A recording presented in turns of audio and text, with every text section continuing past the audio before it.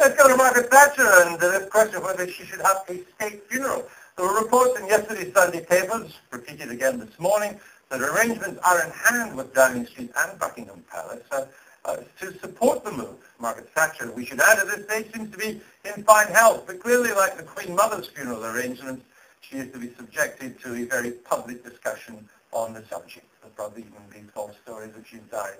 It's happened several times with the Queen Mother. There is a precedent for this. Winston Churchill received a state funeral, as did Palmerston and Gladstone in the 19th century. And a second One Labour MP will tell us why it shouldn't happen. But first, let's have a quick look at Mrs. Thatcher in her prime.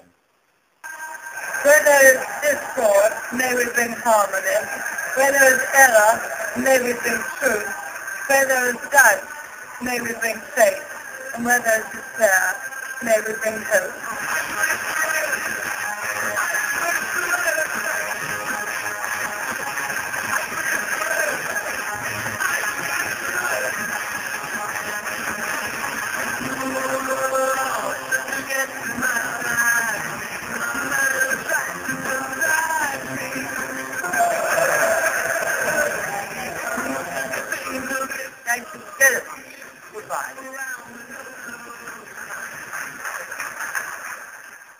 Joining me now, Labour MP Alan Simpson. Jon Gaunt, of course, is still here as well.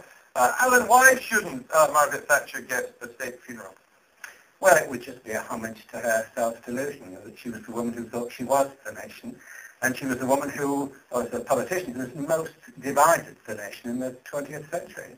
And I think that whilst for a moment I got terribly excited at the thought that the news headlines suggested that she'd actually popped off already. Are you wishing her death? I will not mourn her. I will not mourn her passing at all, because I think she has been the most divisive political leader of my life. And I think that the idea of giving a state funeral to Margaret Thatcher is not only foolish. Let me put that point to Jon Gaunt.